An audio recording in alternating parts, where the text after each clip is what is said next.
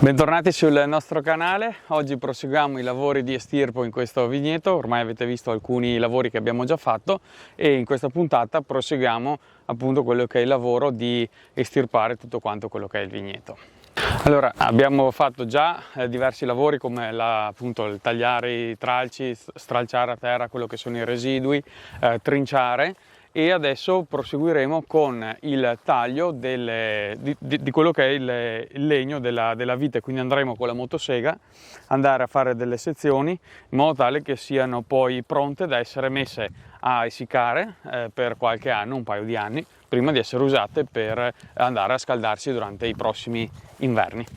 Come vedete abbiamo fatto i lavori appunto della potatura, abbiamo reso le viti, diciamo, l'abbiamo ridotta all'osso, abbiamo lasciato solo la parte più, diciamo, più grossa, più legnosa, e adesso quindi proseguiremo con la sezione. E poi, come secondo lavoro che vi faremo vedere sempre in questo video, è andare a recuperare tutti i tronchetti che lasceremo al suolo dentro il muletto, li caricheremo in una carretta e poi andremo a stoccarli per l'inverno. Adesso andiamo a recuperare la motosega, i pantaloni da antitaglio e le cuffie, che facciamo un po' di rumore con la motosega, quindi è meglio lavorare con le cuffie. Ci sono vari sistemi per fare questo lavoro, più o meno pratici. Ci sono altre aziende che abbiamo visto, soprattutto terzisti, che hanno attaccato anteriormente a un trattore tipo un disco, una lama circolare che girando velocemente va proprio a tagliare la pianta, sicuramente proprio a raso, quasi raso terra. Si può un po' regolare l'altezza, ma più o meno lavorerà qualche 10, 15, 20 cm insomma dal suolo.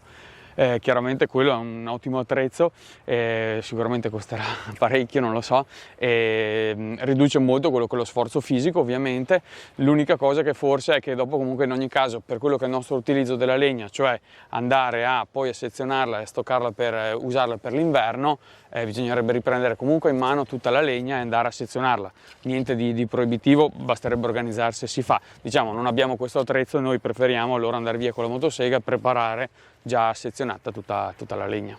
Allora, per fare questo lavoro noi abbiamo la motosega della Stihl, la 194, che è quella un po' più piccolina, un po' più maneggevole rispetto alla 211, che per fare questo lavoro sarebbe troppo pesante e andresti a stancarti troppo velocemente, troppo macchinosa, troppo ingombrante. Invece questa è molto più agile e più adatta a fare questo tipo di lavoro. Questa è equipaggiata con una barra del 40. Diciamo che lei nasceva con il 30, dopo quando l'abbiamo comprata, insomma, un po' confrontandoci, diceva che portava bene anche quella del 40. Sicuramente per fare questo lavoro forse sarebbe stato meglio avere quella del 30, che sicuramente la rende super bilanciata e super maneggevole.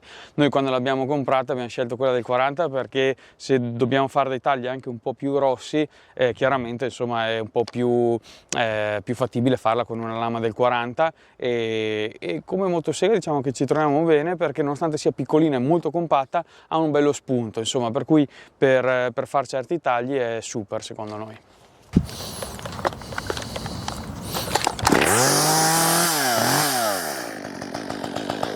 Ecco, quello che andiamo a fare appunto è andare a tagliarla. Preferiamo partire dall'alto in modo tale da sfruttare la verticalità della pianta e non tagliarla a raso e dopo doverla riprendere in mano. In questo caso sfruttiamo la verticalità della pianta e la prepariamo già ridotta.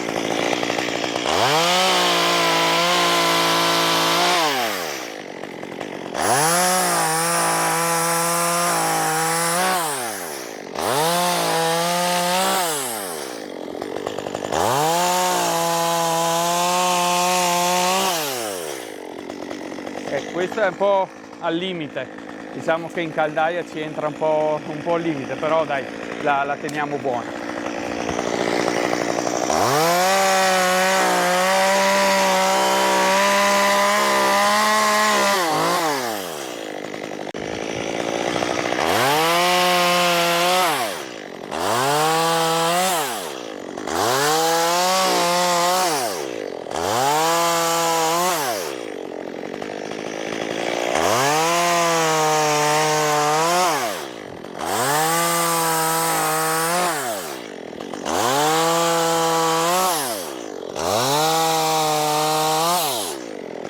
Ecco, l'importante è avere una motosega abbastanza maneggevole e non troppo pesante, perché intanto motivo di sicurezza sia a lungo termine, da non affaticare troppo la schiena, le gambe eccetera, ma anche perché è importante avere sempre il pieno controllo chiaramente della motosega per non farsi male in modo anche grave, e anche perché in questo lavoro bisogna stare attenti soprattutto con le dita vicino al palo di cemento. Quando si va a sezionare bisogna interrompersi bene prima di andare a toccare con la catena ovviamente il palo. A volte qua ci sono viti che sono più o meno vicine che sono sviluppate andando verso il palo anziché dall'altra parte, e quindi chiaramente quando si va a fare gli estirpi abbiamo l'esperienza insomma a sapere che da stare un po' all'occhio a appunto non andare a sbattere con la catena i denti sul palo, perché chiaramente dopo non taglia più bene, e avendo una motosega molto piccola, molto maneggevole, questo viene aiutato ecco, in questo lavoro.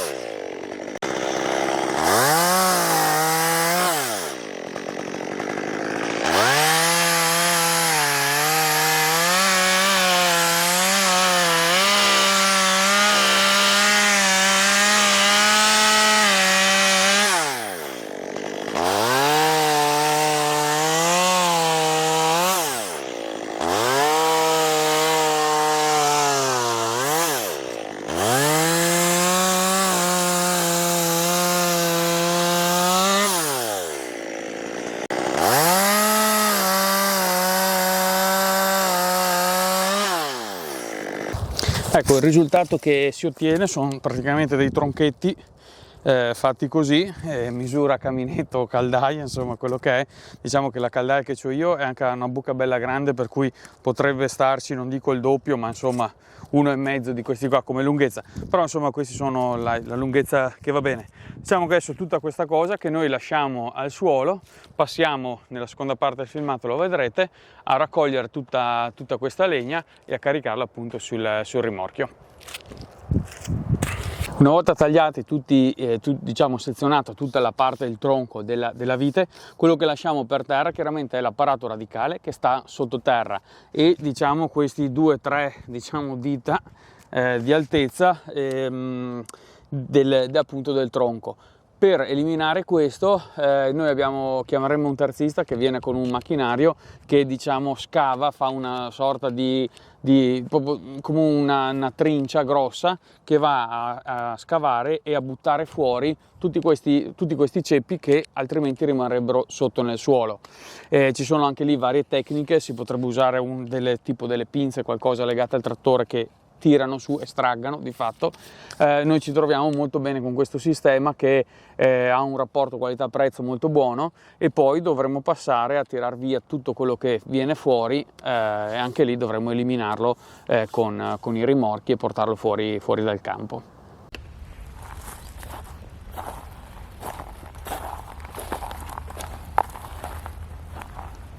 Adesso abbiamo finito di tagliare e ridurre tutta la legna e dobbiamo raccoglierla e buttarla dentro al muletto, e il muletto è lo stesso muletto che usiamo per la raccolta delle uve.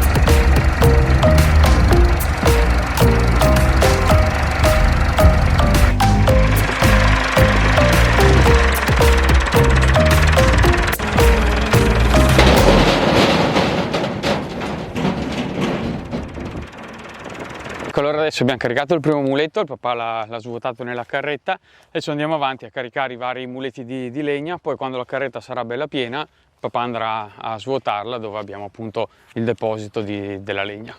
Ecco, allora super contenti, abbiamo finito di caricare la legna sui carretti, sui rimorchi. Questo è l'ultimo rimorchio che dobbiamo andare a portare giù in azienda dove abbiamo appunto la legnaia.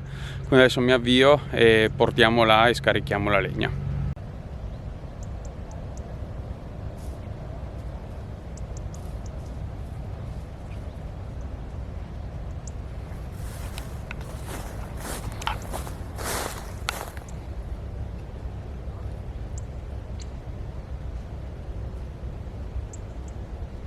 Ecco, il bello della natura è anche questa, come avete visto abbiamo beccato anche lo scoiattolino che girava qua nel seminativo e siamo riusciti, fatalità, beccati proprio con la fotocamera in mano, tac, preso, e adesso è andato a nascondersi là nel boschetto. È super, queste cose sono super belle perché ti fa capire quanto lavorare a contatto con la natura, appunto, a parte chiaramente la fatica del lavoro, la gestione, l'organizzazione, però poi ti fa imbattere con la natura vera e propria, quella un po' più selvatica, e quindi ci fa super piacere.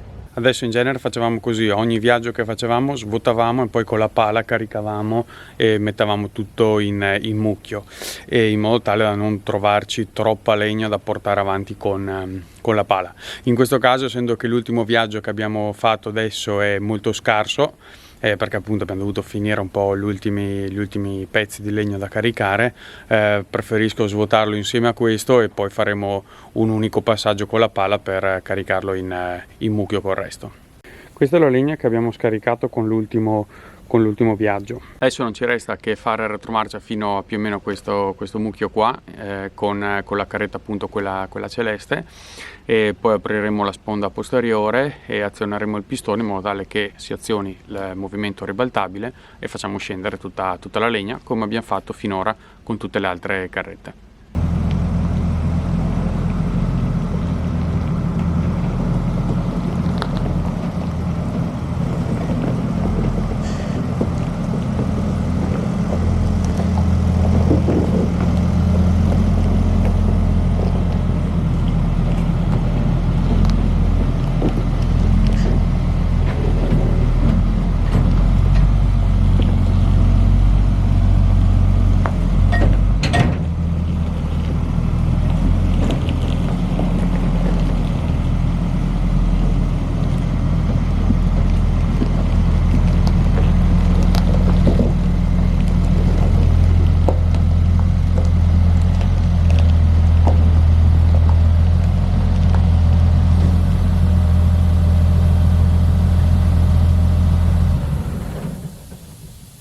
Ho cercato di avvicinarmi il più possibile al muro in modo tale da andare a riempire proprio questo spazio con la legna all'interno della carretta.